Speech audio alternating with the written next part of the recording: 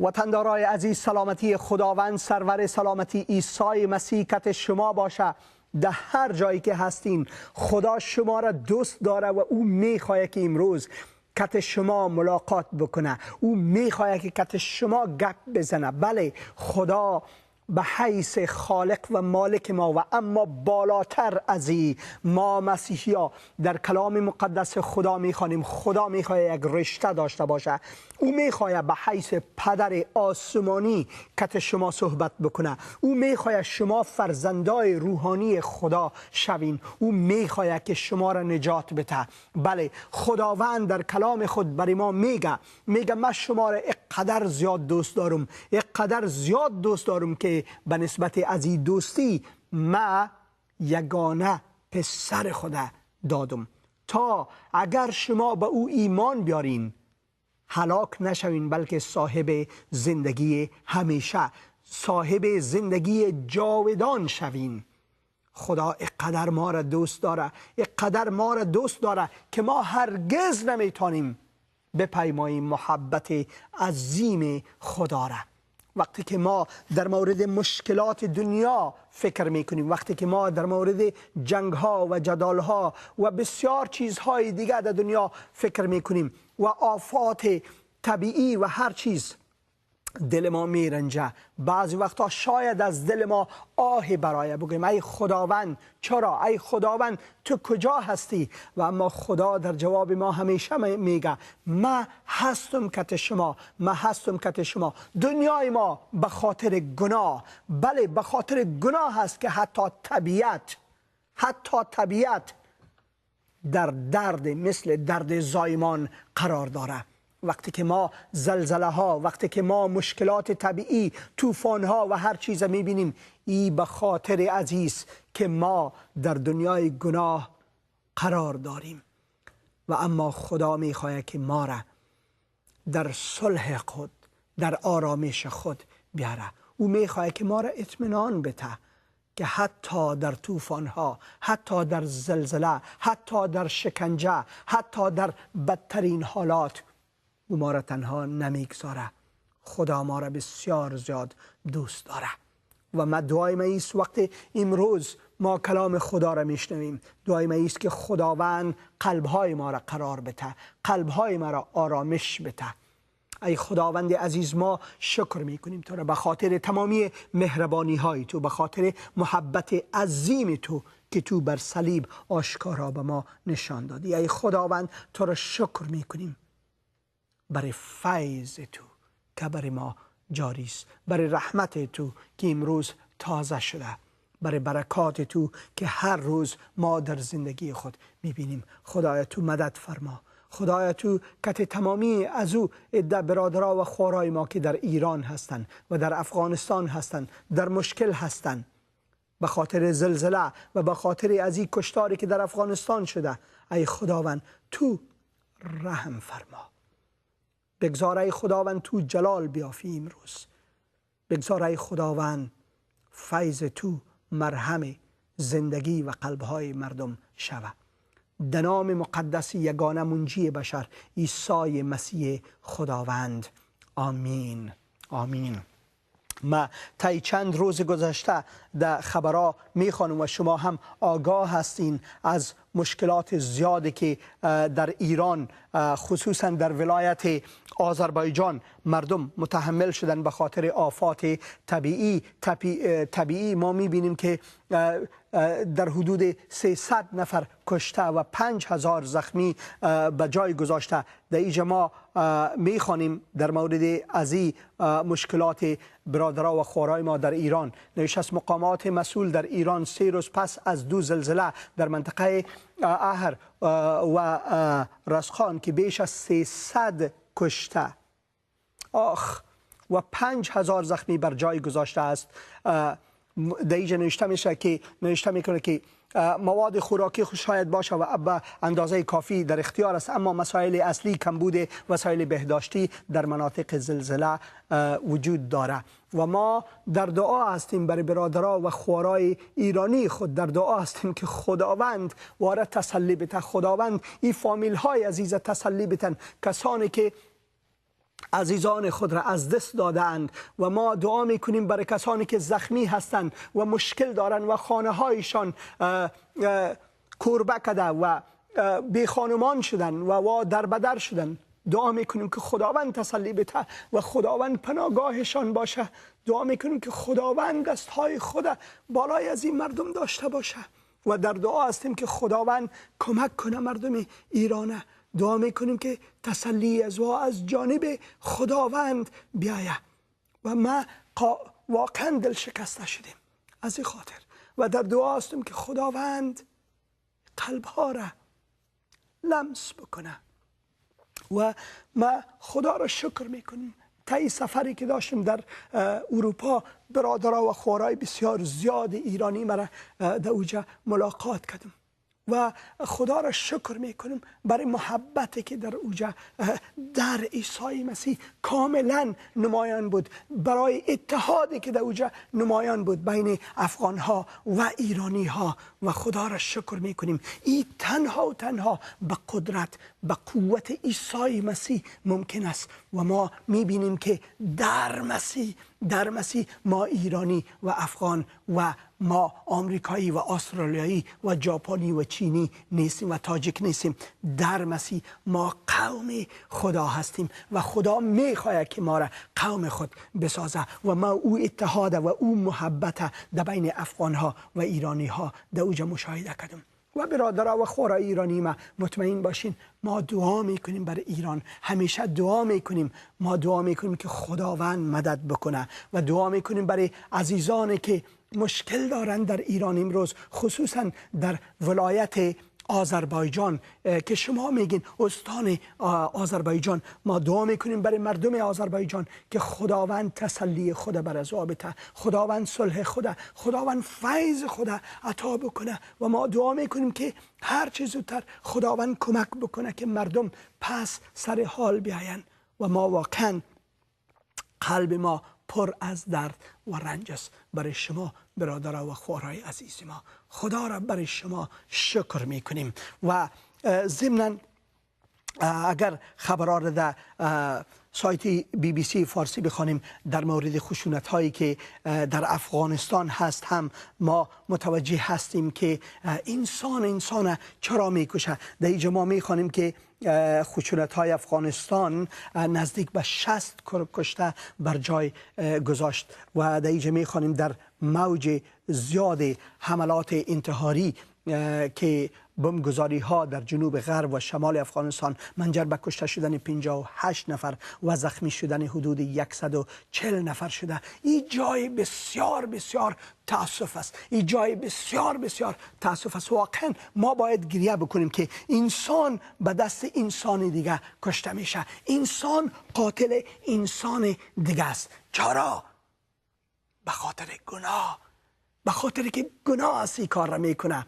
خدا قاتل نیست، خدا خونخوار نیست و خدا هرگز نمیگه که در نام ما قتل بکنین. خدا هرگز نمیگه این کار را بکنین. خداوند آغوشش باز است. او میگه بیاین پیش ما که ما برای شما آرامش بتم، آرامش بتم. خدا از آرامش صحبت میکنه. او دعوت میکنه تمامی ما انسان ها را به آرامش، به برادری، به صلح. عیسی مسیح میگه من میخوایم صلح بتم برای شما.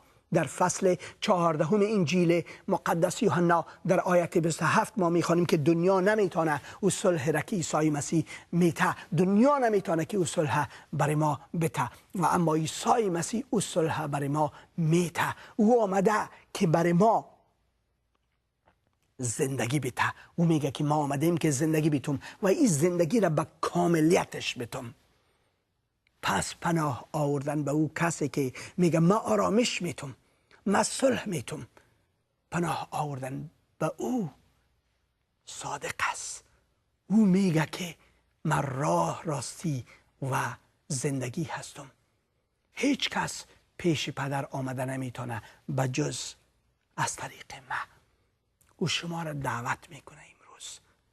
عیسی مسیح او میخواد که شما نزد او بیایین و ما دعا میکنیم که خداوند مردم افغانستان تسلی بده. با این کشتار زیادی که میشده اوجا، با این مشکلاتی که ما در افغانستان کشور عزیز ما داریم، واقعا قلب ما میرنجه و ما ایمان دارم که خداوند هم میرنجه. ما ایمان داریم که خداوند هم گریه میکنه، خداوند هم افسوس میکنه، چرا که این کارهای شیطانی است.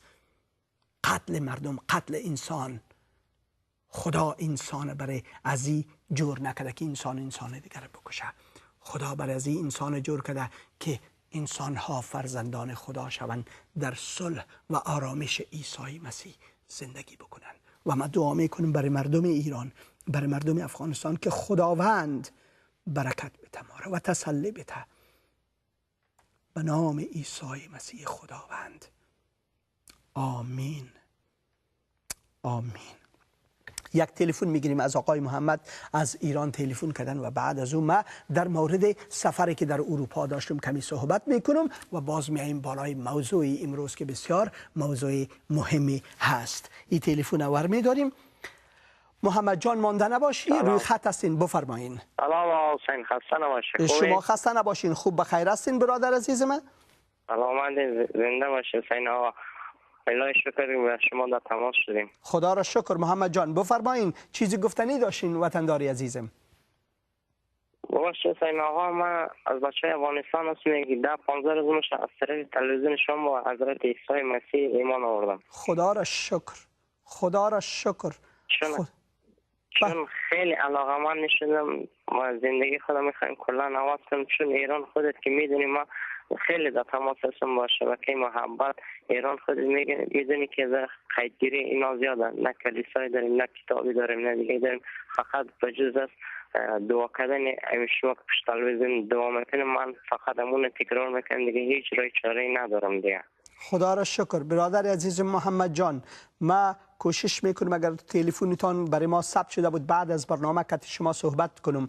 و اما پیش از او من میخواستم ازتان بپرسم، شما گفتین که شما خدا را شکر است ایمان آوردین، خدا را شکر است، شما تکرار کردین دعا را، خدا را شکر میکنیم و ما دیگه تکرار نمیخوایم بکنم دعای تو برای، چون شما ایمان آوردین خدا را شکر میکنم. و اما اگر شما باز هم میگین که نه باید برای شما دعا شوه، من حاضر هستم. آیا میخواین دعا کنم؟ آره دعا که میکنیم، اما من ویساد دیران نه کلیسایی است نه دیگه است. این مشکل من چی میشه؟ کتاب مقدس اینام که ندارم. من بعضی نفر رو پرسان کردم درباره کلیسا در ایران، تحقیقات پرسان زیاد کردم، اما گفت کسی که اگر از سابق در این راه حضرت عیسی ایمان داشته باشه مشکل نداره، اما کسی اگر تازه بخواهد در این راه ایمان بیاره گفت حکم اعدام برای صادر میشه. به خاطر اون من خیلی میترسم، چون نتونستم بیرم دنبال کلیسا در ایران بگردم. بله برادر عزیزم، اما قسمی که گفتم بعد از برنامه ما حتما کوشش میکنم که شما صحبت بکنم اگر تلفنتان ثبت شده باشه، وگرنه شما میتونید یک ایمیل برای ما بفرستین و شماره خود بتین، ما کتان صحبت میکنم در این مورد. و اما ما براتون دعا میکنم. من ایمان دارم که شما ایمان آوردین، چون شما گفتین که شما دعا را تکرار کردین در این برنامه و من خوشحال هستم و من دعا میکنم برای خیریت و عافیت شما از تمام اول در قدم اول. و اما بعد از برنامه کتان حتما تماس میگیرم. درست است برادرم؟ خودتون شماره همراه ندارین؟ برادر عزیزم متاسفانه من شماره همراه خدا از طریق از این برنامه داده نمیتونم، و اما چون تلفن شما بسیاری وقتا ثبت میشه پیش ما، اگر ثبت شده بود من کتان تماس میگیرم. بازم التماس دعا حسین آقا. حتما دعا میکنم برتان برادر عزیزم. خدا را شکر میکنم. ای خداوند عزیز، من تو را شکر میکنم بر از این برادر عزیز محمد جان که او اقرار کرد که من دعای مسیحی را که به عیسی مسیح ایمان بیاره او را تکرار کرده. خدا را شکر میکنم بر از این برادر عزیزم. خدایا شکر میکنم که تو یک فرزند دیگه در آسمان داری، یک فرزند دیگه داری که او آل آسمانی است و او آل فرزند روحانی توست و او آل برادر ما در مسیح عیسی هست. خدا را شکر میکنیم. ای خداوند توی برادر ما را محفوظ بدار از هر خطر، از هر مشکل. ای خداوند عزیز دعا میکنم که ما تماس گرفته بتانم با این برادر خود بعد از برنامه این برادر برکت بتی و ای خداوند تو در وقت معین خود، در وقت خود ای خداوند با مؤمنین خود به این برادر رسایی بکن به نام عیسی مسیح خداوند. آمین آمین. خدا را شکر میکنیم و شادمانی میکنیم که خداوند یک فرزند دیگه داره که او کت ما یک جای خدا را شکر رایی آسمان هست. بله خدا را شکر میکنیم. برادران و خواهرای عزیز، باز هم خداوند واقعا چقدر خدای مهربان است و ما میخوایم در مورد از این که در سویدن یک سفر بسیار خوبی در اوجا داشتیم و در این سفر بسیاری کسا را ملاقات کردیم و خدا را شکر میکنیم برای تمامی برادران و خواهرای عزیز ما. واقعا چی یک سفر خوب، چی یک سفر پر از برکت، چی یک کنفرانس خوبی. ما چندی قبل، فقط یک نیم ساعت قبل از برادر عزیز ما یک ایمیل گرفتم که ایشان ایمیل ها میگیرن، تلفن ها میگیرن از برادرها و خورای افغان و ایرانی ما و میگن که این قسم اتحاد در مسیح قبلا دیده نشده مثل از که در این کنفرانس دیده شده باشه که از چندین کلیسا مردم یک جای شدن و اتحاد مسیحی را عملا نشان دادن و گواهی ها و شهاداتی که دادن و پیام هایی که شنیدیم خدا را بسیار بسیار بسیار شکر میکنیم. ما یک عکس گرفتم، البته من نمیخوام عکس ها را نشان بدم و اما یک عکس که ما در باغ شهزاده سویدن در اوجا رفته بودیم برای قدم زدن، ما یک عکس گرفتم و این عکس میخوایم برای شما نشان بدم از مردان خدا. این عکس خودش برای ما زیاد صحبت میکنه. این باغ شهزاده است، باغ شهزاده است. در اینجا مردای خدا قدم میزنه، 4 مرد خدا را در اینجا شما میبینین و اما پیام کلام خدا برای ما انسان ها بالاتر، بسیار بالاتر از این باغ شهزاده است. خداوند ما کسانی که به او ایمان میاریم او ما را وارث کائنات می سازه، او ما را وارث تمامی چیزهای خود می سازه در عیسی مسیح، چون او خداوند ماست. در او خداوند ما را به فرزندی خود میگیره و ما شهزاده های خداوند میشیم اگر ما به عیسی مسیح ایمان میاریم. باور کنید این باغ بسیار باغ کلان بود، بسیار باغ کلان بود که در اینجا ما قدم میزنیم. بسیارم قشنگ بود. اگر از نقطه نگاه انسانی ما متوجه بعضی چیزها شویم، واقعا بسیار باغ قشنگی بود و اما از زو کده هم قشنگتر. عیسی مسیح میگه من میرم که برای شما مکانی بسازم، من میرم که برای شما جایی بسازم. و اگه ایتو نمی بود من براتان میگفتم در خانه پدر ما منازل بسیار زیاد است. و میگم من میرم که ایره آماده بسازم و وقتی که آماده ساختم من پس میایم جایی که من هستم شما را میبرم در اوجا. واقعا او میگم من راه، راستی و زندگی هستم. بی از من هیچ کسی پیش پدر آمده نمیتونه، بی از من هیچ کسی پیش پدر آمده نمیتونه. و ایمان آوردن به عیسی مسیح برای ما اونمو اطمینان جنت میده. خدا را شکر میکنیم برای این کنفرانس بسیار عالی که داشتیم. از برادر و خوارای عزیز من خدا را شکر میکنم با او زحمت که تمامیشان کشید، با او مهمان نوازی که کشیدن. و روز یکشنبه از یک کلیسا تمامی ما در یک کلیسای دیگر رفتیم. از کلیسای افغان ها و سویدی ها ما رفتیم در کلیسای ایرانی ها که برادرها و خوارای ایرانی ما با جوش و خروش، با محبت بسیار زیاد برادرها و خوارای افغان خود پذیرفتن و بغل گرفتن و بوسیدن ما را و خدا را شکر میکنیم برای محبت و اتحادی که ما در او کلیسا دیدیم. و ما واقعا شادمان هستم و نیرو گرفتیم برای جلال خدا، برای خدمت خدا، نیروی تازه‌ای گرفتیم. خدا را شکر میکنیم برای تمامی خادمینی که از گوشه های دنیا و از اروپا آمده بودن. خدا را شکر میکنیم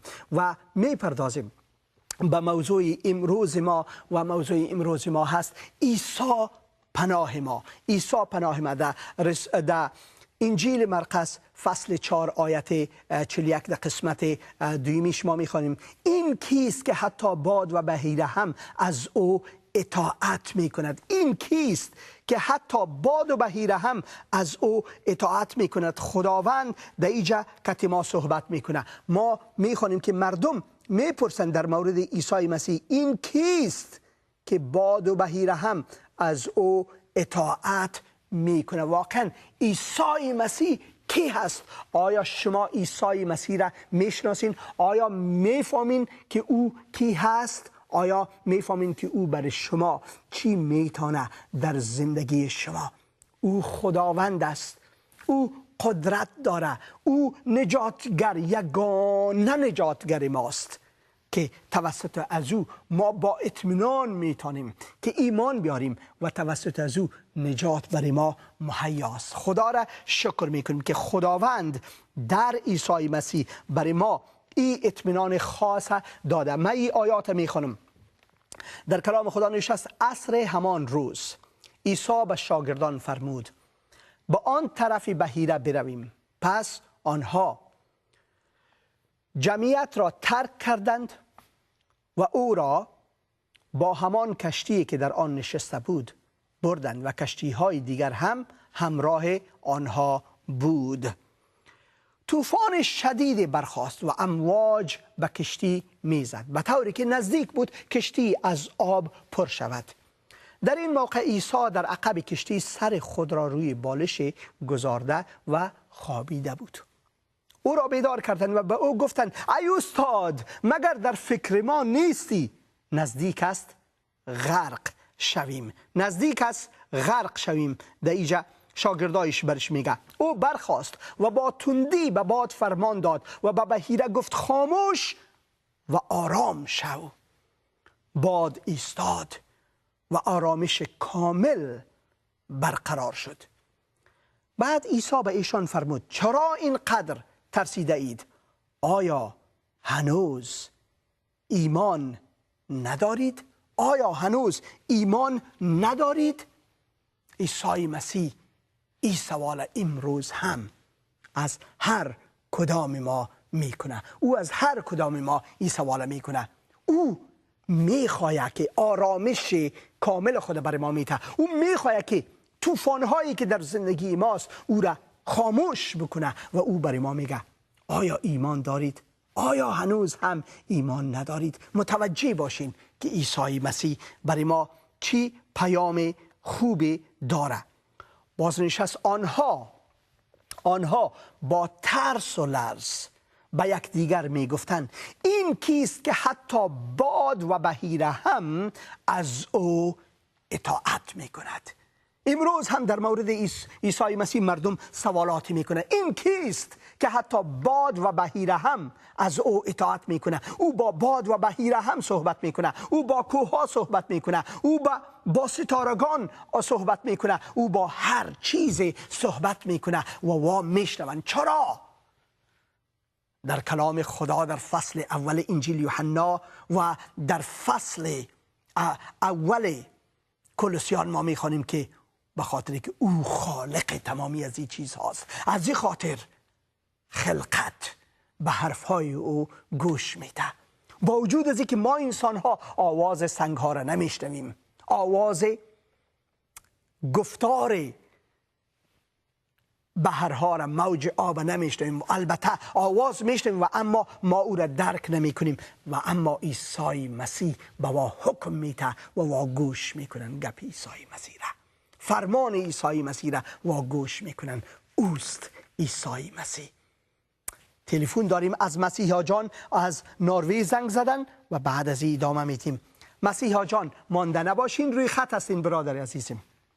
من برادر نازنین من شبان نازنین مسیح کشیش اندریاس نازنین درود بر شما. مسیح جان از برادر عزیزم درود خداوند بر شما باشد، سلامتی خداوند بر شما باشد. زنده باشید و پاینده. زنده باشید عزیزان. اتاق فرمانتون با اون گویش مهربونانشون، تحمل مهربونانشون که ما رو تحمل میکنن، خداوند به همشون برکت آسمانی و خانواده نازنینشون برکت آسمانی بده. آمین آمین برادر عزیزم، خدا را شکر میکنیم. زنده باشی. من هدیه‌مو دیگه تقدیم کنم بهت. بفرمایید. ناجی در انتظار است، پنجره های بسته در سینه های خسته، چون شیشه هایی که از پرتاب سنگ شکسته، سکوتی از حقارت، فریادی از رذالت، پاهای سست و لرزان، دستهای پینه بسته، چشمهای اشک گرفته با گونه های خفته، پشت حصار ظلمت در ماتم نشسته، آواز جغدهای نسل گوشها گرفته از یأس، کوچه قریب انسان هر سو دست دسته، دلهای پر ز ماتم خسته ز راه آدم، خزان سرد و عریان بر جانهای رسته، قلبهای تار و سیاه شرم هزاران گناه، تیر خورده از کمان صیاد جان وارسته، بر پرتگاه مرگن چون آخرین برگن، برگی که رو به مرگ است پیوسته و آهسته، فرصتها اندک است وقت نجات اینک است، ناجی در انتظار است خود را کنید خجسته. جلال برنامه ناجی. آمین. ناجی واقعا در انتظار است، او در انتظار است. او به خاطر از این در انتظار نیست که او نیاز داره، بلکه او در انتظار است چون ما نیاز داریم به او. او در انتظار است به خاطر که او پدر بسیار مهربان است، چون ما گم شده هستیم. او در انتظار است تا که ما نجات بیافیم. او خدای بی نیاز است و اما ما به او نیاز داریم. چقدر خوب. ناجی در انتظار است. مسیحا جان، خداوند شما را برکت بده. چقدر شعر عالی. خداوند شما را برکت بده. ما در اینجا میخوانیم که کلام خدا برای ما در فصل چهارم، فصل چهارم انجیل مرقس در مورد طوفان میگه که طوفان زیادی در بحیره آمد و ما میخوانیم که اقدر این طوفان عظیم بود که کم بود کشتی غرق شود، و یا میخوانیم که کم بود کشتی پر از آب شود، و اگر کشتی پر از آب میشه کشتی غرق میشه. و ما میخوانیم که عیسی مسیح یک بالش زیر سرش و در یک کنج کشتی خوابیده است. طوفان زیاد است، شاگردا وار خطا شدن، بسیار وار خطا شدن. چی خواهد شد؟ ای از بین میریم. و بالاخره یکشان میایه برای عیسی مسیح خداوند چی میگه؟ میگه که آیا در قصه ما نیستی؟ چی میگه؟ استاد مگر در فکر ما نیستی؟ یکیشان میگه ای استاد مگر در فکر ما نیستی؟ نزدیک است ما غرق شویم. تو خوابیدی. ما در کلام خدا میخوانیم که خدا هرگز نمیخوابه، او همیشه کار میکنه، چون کنترل کائنات او بر دست داره. خوابیدن عیسی مسیح اینجا آرامش عیسی مسیح را برای ما پیام میده. طوفان چیست؟ باد چیست؟ این چیزها چیست؟ در عیسی مسیح. اگر عیسی مسیح کت ما هست، در یک خانه هست، در کشتی هست، در هر جایی که هست، در اتوبوس هست، در ماشین هست، در هر جایی که هست، اگر عیسی مسیح کت ما هست، ما مطمئن باشیم که ما هرگز غرق نمیشیم. فقط ما ایمان داشته باشیم به او. ما مطمئن باشیم، ما ایمان داشته باشیم که او کت ما هست. ای استاد مگر در فکر ما نیستی؟ نزدیک است که غرق شویم. میگه نزدیک است که غرق شویم. کجا شدی؟ حال ما را اله کردی؟ حالی که ما در تنگی هستیم، در مشکل هستیم، حال خودت خوابیدی؟ حتی این را فکر نمی کنن که در اونمو کشتی که وا بودن، در اونمو طوفانی که وا هستن، عیسی مسیح هم هست. عیسی مسیح هم هست. پس وقتی که عیسی مسیح کت ما هست، اطمینان کت ما هست، اطمینان کامل کت ما هست. یک سرود میشنویم و بعد از این سرود ادامه میتیم به این صحبت ها از کلام مقدس خدا. و این سرود هم در مورد همین قسم طوفان هاست و ایمان به عیسی مسیح هست. بیاین که این سرود بشنویم.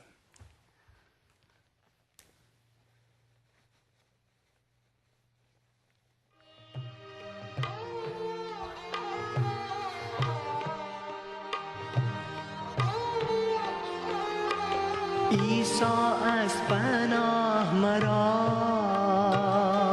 صخره محکم مرا، لنگر اندازم در او، گر طوفان آید هر جا، لنگر اندازم در او،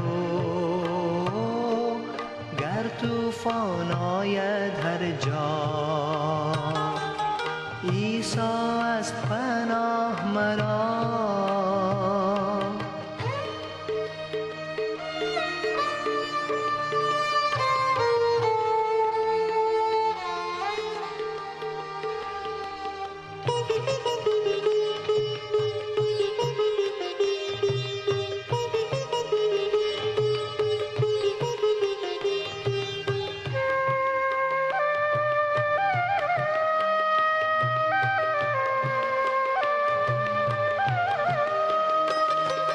در این سفر دنیا هر چیست مصیبت همراه، هر چیست مصیبت همراه. در این سفر دنیا هر چیست مصیبت همراه، هر چیست مصیبت همراه. عیسی با یک کلمش بشکست زور طوفان را. عیسی از پناه مرا،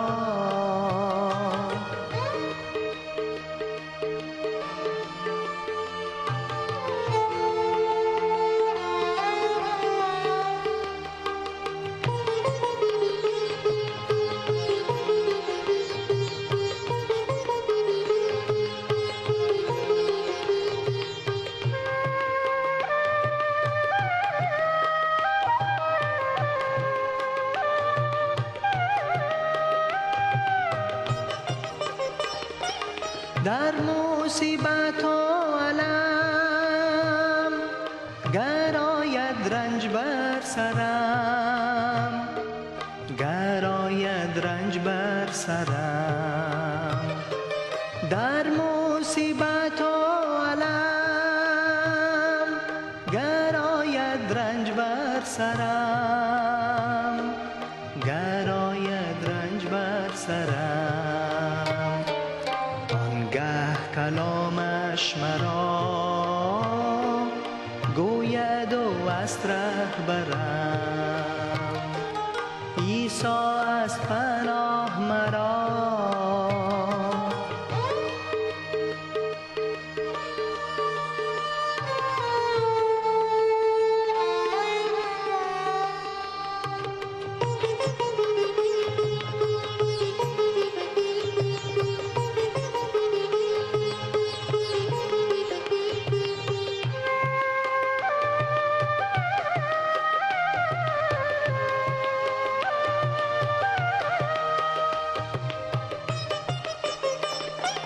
این است مرا بس یقین، رسم به دریا کنار، رسم به دریا کنار. این است مرا بس یقین، رسم به دریا کنار، رسم به دریا کنار. در ساحل جنتش یابم من عیسی از پناه مرا، صخره محکم مرا.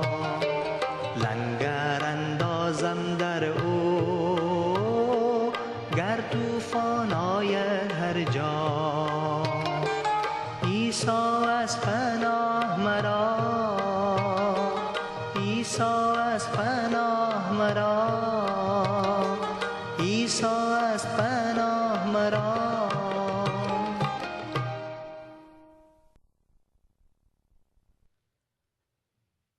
این است مرا بس یقین، رسم به دریا کنار. در ساحل جنتش یابم من او را دیدار. وقتی که ما دریای از این دنیا را میگذریم و در کنار دریا، در او طرف دریای اردن، بله، کلام خدا در مورد دریای اردن صحبت میکنه. اینجا او طرف دریای اردن یک مثال است و اینجا این مثال برای جنت گفته شده، برای آسمان گفته شده. در او طرف دریا وقتی که میرسیم، دریا در تلاطم، در مشکلات، در طوفان‌ها هست. ما در این دنیا در طوفان‌ها قرار داریم. این جنگ، جدل و کینه و بغض و انتقام و آفات طبیعی و تمامی از این چیزها از دریای پر از غرش، از دریای تلاطم صحبت میکنه، از دریای خطرناک صحبت میکنه. و اما وقتی که او طرف دریا میرسیم، کی را ما میبینیم به دیدار ما؟ در ساحل جنتش بینم من او را، عیسی مسیح را دیدار با آغوش باز. خوش آمدین، خوش آمدین ای فرزندای ما. این عمر دو روزه زود میگذره، با طوفان‌های خود، با زلزله‌های خود، با مشکلات خود، با مصائب خود، با انتقام‌های خود، با خونریزی‌ها، با هر چیزی که هست زود میگذره و یک روز ما عبور میکنیم. کسانی که به عیسی مسیح ایمان دارن و وقتی که عبور میکنن، در کلام خدا ما میخوانیم که او به دیدار ما منتظر هست. او میگه که من پس برمیگردم تا جایی که من هستم شما را ببرم. در کلام خدا ما میخوانیم وقتی که یک مسیحی میمونه در این دنیا، فوراً او در حضور خدای مقدس میسته، او در جنت او داخل میشه. ایست اطمینانی که عیسی مسیح برای ما میده، اطمینانی که هیچ کسی دیگه برای ما داده نمیتونه. طوفان چیست؟ شاگردای عیسی مسیح در کشتی کتشان یک جای بود و عیسی مسیح خوابیده بود، یک تکی از زیر سرش و او نمیخست و شاگردا رفت که او را بخیزانه. او چرا نمیخست؟ به خاطر از اینکه او میخواهد که برای ما بگویه اگر من در قلب شما هستم، اگر من در خانه شما هستم، اگر من در کشتی شما هستم، اگر من در طیاره و یا هواپیمای شما هستم، اگر من در ماشین شما هستم، پس متوجه باشین اطمینان مکت شما هست. حتی در خطر مرگ هم مکت شما هستم. و مرگ چیست؟ کسی که در مسیح است، مرگ تنها یک دروازه میشه که ما را عبور بکنه، ما را ببره طرف جنت. این است مرا بس یقین، رسم به دریا کنار یک روزی. بله، رسم به دریا کنار، در ساحل جنتش بینم من او را دیدار. شاگردای عیسی مسیح چی گفتن؟ اینجا وارخطا شدن. انسان هستیم، ما وارخطا میشیم. ای استاد مگر، اینجا کلمه مگر استفاده میکنم، مگر یعنی اطمینان ندارن، یعنی ایمان خود باختن، یعنی مشکل دارن در اینجا، چون بدن درد میکنه. ما هنوز در طبیعت قرار داریم، بله، ما وارخطا میشیم، میگیم ای استاد مگر، ای خدا مگر در فکر ما نیستی؟ من یک مشکلات دارم، تو کجا هستی ای خداوند؟ مگر در فکر ما نیستی؟ نزدیک است غرق شویم، نزدیک است ما غرق شویم. میگه عیسی مسیح در کلام خدا در اینجا ما میخوانیم آیت 49 39 و 40 میخوانیم او برخاست و با تندی به باد چی کرد؟ فرمان داد. او به باد فرمان میته و به بحیره میگه، صحبت میکنه کتی بحیره خاموش و آرام شو، خاموش و آرام شو. باد ایستاد و آرامش کامل برقرار شد. چه قسم آرامش؟ یک آرامش معمولی نه. ما در اینجا در مورد آرامش معمولی صحبت نمی کنیم، ما در مورد آرامش کامل صحبت می کنیم. کلام خدا در مورد آرامش کامل صحبت میکنه، اما آرامشی که میایه و میره نه، آرامش کامل. او در مورد آرامش کامل، در مورد زندگی کامل، در مورد اطمینان کامل که ما صحبت میکنه عیسی مسیح. میگه صلحی که من میتونم دنیا برتان داده نمیتونه، من صلح خود برای شما، آرامش خود برای شما میتونم. عیسی مسیح برای ما ایره میگه. نشست و برخاست و با تندی و باد فرمان داد و بحیره گفت خاموش و آرام شو. او برای ما هم اینمی اطمینان میته، برای ما هم اینمی حکم میکنه، میگه خاموش باش و آرام شو، چون من کتی تو هستم، چون من کتی تو هستم، من تو را رها نمی کنم. در او بادی که خودت فکر میکنی، در او طوفانی که خودت فکر میکنی تنها هستی، در او زلزله، در او آفات طبیعی که فکر میکنی تنها هستی. نه، من کتت رنج میکشم. خداوند میگه ایست دوستی خداوند کت ما، او ما را رها نمیکنه، او ما را رها نمیکنه. کلام خدا ما میخوانیم که باد ایستاد، در کلام خدا باد ایستاد و آرامش کامل برقرار شد. آرامش کامل برقرار شد با یک فرمان، با یک حکم عیسی مسیح. آرامش کاملا قرار شد. او اطمینان برای ما میته از این طریق، او اطمینان برای ما میته. خداوند برای ما میگه چرا اینقدر ترسیده؟ چرا اینقدر ترسیده اید؟ سوال میکنه خداوند از ما، چرا اینقدر ترسیده اید؟ من برتان نگفتم که نترسین؟ در کلام خدا چند بار آمده که نترسین؟ چند بار در کلام خدا ما میخوانیم؟ اگر شما در گوگل جستجو کنین، بعضی کسا میگه که 367 بار، بعضی کسا میگن 366 بار، و اما بسیاری ها در این عقیده هستند که 365 بار در کلام خدا آمده که نترسین. برای هر روز ما یک نترسین خداوند داده. نترسین، مکت شما هستم. نه، از چی میترسین؟ خالقتان کتتان است، از چی میترسین؟ پولس رسول برای ما بسیار با اطمینان خاص، اگر ما رساله رومیان میخوانیم، در رساله رومیان برای ما اطمینان کامل میته توسط ازی الهامی که او میگیره از کلام خدا. میگه هیچ قدرتی نیست که ما را از محبت مسیح جدا بتانه. هیچ قدرت وجود نداره. فصل 8 رساله رومیان. پس در برابر از این چیزها چی بگوییم؟ این چیزهای زود گذره که در دنیا هست، چی بگوییم؟ اگر خدا پشتیبان ماست، کیست که بر ضد ما باشد؟ اگر خدا پشتیبان ماست، کیست که بر ضد ما باشد؟ آیا خدایی که پسر خود را دریغ نداشت، بلکه او را در راه همه ما تسلیم کرد، با بخشیدن او همه چیز را با سخاوتمندی به ما نمی بخشد؟ خدایی سوال از ما میکنه. پس کیست که بتواند آنها را محکوم سازد؟ مسیح عیسی کسی است که مرد و حتی دوباره زنده شد و اکنون در دست راست خدا از ما شفاعت میکند. پس چه کسی میتواند، چه قدرتی میتواند در آسمان و در زمین، در بین فرشتگان و انسانها چه قدرتی است که میتونه که ما را از محبت مسیح جدا سازد. از محبت مسیح، نه از نه ای که کسی نمیتونه که مرا جدا بسازه از این که من به خدا محبت دارم، نه نه نه، بلکه محبتی که خدا به من داره چه قدرتی است که مرا از او جدا بسازه.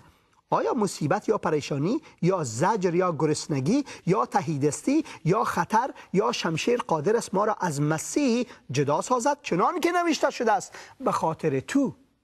این برای مؤمنین عیسی مسیح نبوت است. در کلام مقدس خدا کسانی که در مسیح هستند در دچار مشکلات در زندگی خود میشه، چنان که نوشته شده است به خاطر تو در تمام روز در خطر مرگ هستیم و با ما مانند گوسفندانی که به کشتارگاه میروند رفتار میشود. با وجود این همه چیزها به وسیله او که ما را دوست داشت پیروزی ما کامل میشود. زیرا یقین دارم که نه موت و نه زندگی، نه فرشتگان و نه نیروها و قدرت‌های فوق بشری، نه پیشامدهای امروز و نه وقایع فردا، نه قدرت‌های آسمانی و نه بلندی‌ها و نه پستی و خلاصه هیچ چیز در تمام آفرینش نمیتواند ما را از محبتی که خدا در خداوند ما عیسی مسیح آشکار نموده است جدا سازد. هیچ قدرتی نیست که ما را جدا بکنه از محبتی از او. طوفان چیست؟ طوفان چیست که صاحب ما از او بترسیم؟ طوفان چیست که ما از او بترسیم؟ عیسی مسیح چی میگه اینجا؟ میگه چرا اینقدر ترسیده اید؟ آیا هنوز ایمان ندارید؟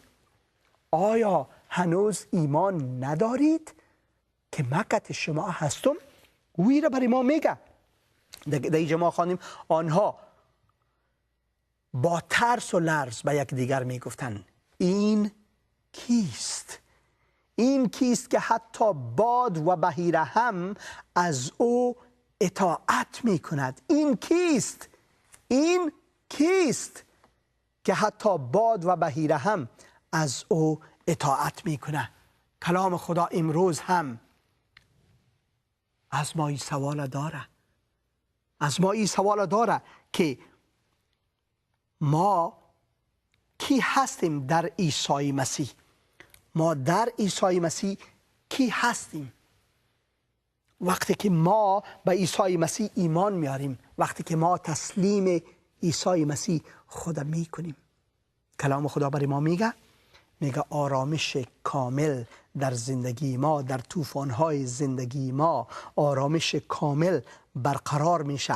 آرامش کامل در زندگی ما، طوفان‌هایی که ما در زندگی خود داریم باد ایستاده میشه. آرامش کامل در زندگی ما برقرار میشه. این آرامش کامله تنها و تنها عیسی مسیح برای ما داده میتونه. این آرامش تنها و تنها عیسی مسیح است که او فرمان میته که در زندگی ما جاری شود. طوفان‌های عظیمه، آفات، مشکلات، انتقام، تمامی مشکلاتی که در دنیاست او فرمان میته و تمامی از این چیزها به او گوش میده. شیاطین میلرزن از نام عیسی مسیح و وقتی که او میگه که خاموش باش، هر چیز آرام و خاموش میشه. هر چیز خاموش و آرام میشه و او اطمینان خدا برای ما میده. او اطمینان کامل خدا برای ما میده.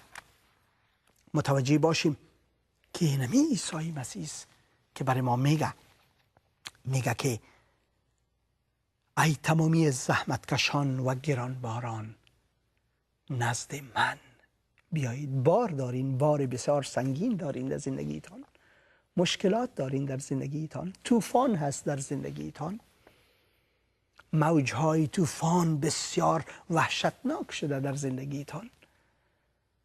بله، حتی دوستتان کتتان دشمنی میکنه، حتی کسانی که شما به او اطمینان داشتین، انسانهایی که شما به او اطمینان داشتین و شما را بازی داد، فریب داد. عیسی مسیح میگه من فریب نمیتم شما را. او میگه که من شما را فریب نمیدم، من دوستتان هستم، من او دوستی هستم که حتی جان خدا فدای شما ساختم. او میگه از من تعلیم بگیرین، پیش من بیاین، نزد من بیاد هم آرام جان، بار سنگینت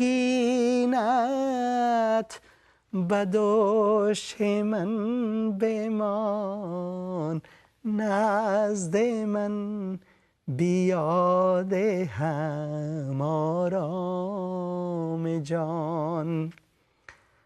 من راه و من راستی، من نجاتت از بدی، بیا به نزد من بگیر راحت در زندگی. آغوش من باز است، دوست دارم این بدان، آغوش من باز است، دوست دارم این بدان، این بدان، این بدان، این بدان، نزد من بیاد هم آرام جان. واقعا آرام جان برای ما داده میتونه، او واقعا اطمینان کامل برای ما داده میتونه. هر چقدر کلان باشه مشکلتان، هر چقدر بزرگ باشه طوفان در زندگیتان، هر چقدر عظیم باشه گناه در زندگیتان، او میگه من میتونم شفا بده میتونم، من میتونم دستگیرتان شوم، من میتونم که منجیتان باشم، من میتونم که خداوندتان باشم، من رهبر زندگیتان شده میتونم. فقط شما ایمان بیارین. مثل که برادر محمد تلفن کرد امروز در سه اولی برنامه، گفت که من ایمان آوردیم به عیسی مسیح. او آل در تلاش کتاب مقدس است، در تلاش یک کلیسا است، او در جای بسیار مشکل قرار داره و اما او اطمینان عیسی مسیح را دریافته. او اطمینانی که عیسی مسیح برای ما وعده داده او را یافته و او میخواهد که حال کتاب خدا را بخونه. او میخواهد که رهبری عیسی مسیح در زندگیش کامل باشه و عیسی مسیح میخواهد که اون امور را در زندگی شما هم پیاده بکنه. فقط یک دعا بکنین، اقرار بکنین به گناهانتان. کلام خدا میگه که ما همه گناه کردیم و از جلال خدا محروم هستیم. طوفان‌هایی که در زندگی ما هست، تلاطمی که در زندگی ماست، مشکلات و انتقام، کینه، بغض، عداوت، تمامی از این چیزها که در زندگی ماست به خاطر گناه است و خدا میخواهد ما را آزاد کنه از زیر یوغ از این گناه، از زیر بار سنگین گناه ما را میخواهد آزاد بکنه. از همین خاطر او میگه که ای تمامی زحمتکشان و گرانباران نزد من بیایید و من به شما آرامی خواهم داد. یوغ مرا بر خود گیرید و از من تعلیم یابید، زیرا من نرم دل و فروتن هستم و جانهای شما آرامی خواهد یافت. حتما میافه، زیرا یوغ من خفیف و بار من سبک است. ای خداوند تو گناه های مرا ببخش. اینو میخواد دعا بکنین. من اقرار میکنم ای خداوند که من نمیتونم خدا نجات بدم و اما ای عیسی مسیح من شکر میکنم که تو کفاره گناهان مرا با خون خود پرداختی. تو خونبهای آزادی من شدی. من امروز دعوت میکنم تو را در زندگی خود، در قلب خود ای عیسی مسیح داخل شو در قلب من و سرور سلامتی من قرار بگیر. شهزاده سلامتی من شو ای خداوند. من ایمان دارم که تو با مرگت این کار را انجام دادی و پیروزی را برای من حاصل کردی. با مردنت و دفن شدنت ای خداوند من میفهمم، من امروز درک کردیم که تو گناهان مرا از بین بردی، دفن کردی و اما با زنده شدن تو قیامت و زندگی هستی. تو قیام کردی و امروز در قیام تو ما میخوایم قیام داشته باشیم. ای عیسی مسیح خداوند، به نام مقدس پاک عیسی مسیح دعا را خواستیم. آمین. فقط این قدر دعا کردن. دعای مسیحی به عیسی مسیحی، به عیسی مسیح ایمان آوردن کدام شاخ و دم دیگه نداره، کدام کج و پیجی دیگه نداره، کدام اقرارهای عجیب و غریب همیشه نداره. فقط یک بار قلب خود تسلیم عیسی مسیح بکنین و ببینین که آرامش کامل عیسی مسیح چطور در زندگیتان پیاده میشه. ببینین که چطور خدا بر شما او اطمینان جاودانی را میده که دیگه هیچ کسی در دنیا داده نتانه. و خداوند میخواد که امروز این میره شامل زندگی شما بکنه. او میخواد که شامل حال شما بکنه. او میگه که زیرا خدا به این جهان آن قدر محبت نمود که او یگانه پسرش را داد. بله او از ما چیزی نمیخواه، او برای ما میته. او از ما چیزی نمیخواه به جز ای که ما اقرار بکنیم. از همه خاطر رسول میگه که زیرا یوغ من خفیف و بار من سبک است. از همه خاطر او میگه او از ما چیزی نمیخواه، فقط او میخواه که ما اقرار بکنیم و به او ایمان بیاریم و دیگه او با دستای خود، بله با در آغوش خود ما را میگیره. او ما را لمس میکنه، قلب ما را و زندگی ما را لمس میکنه. برای ما اطمینان جاودانی، اطمینان همیشه را میده. زیرا خدا به این جهان آنقدر محبت نمود که او یگانه پسرش را داد تا هر که به او ایمان آورد هلاک نگردد بلکه صاحب زندگی جاودان گردد. روز سه‌شنبه بخیر با یک برنامه دیگه که شما باز هم با کلام مقدس خدا یک جای میشیم، از کلام خدا یاد میگیریم و میبینیم که خداوند چی چیزهای خوبی را برای ما داره. در اطمینان کامل عیسی مسیح باشین. فیض خداوند عیسی مسیح کت شما باشه. برادر محمد، ما کوشش میکنیم بعد از برنامه حتما کت شما تماس بگیریم و باز هم از برادرها و خوارای افغان و ایرانی خود در اروپا که محبت زیاده به ما نشان دادن شکرگزاری میکنیم خداوند و تشکر از شما. در فیض عیسی مسیح باشین. آمین. تنها هادیم تویی ای مسیح، دوستم مسیح، یارم مسیح، در هزاران عزیزم مسیح. تنها هادیم تویی ای مسیح، تنها هادی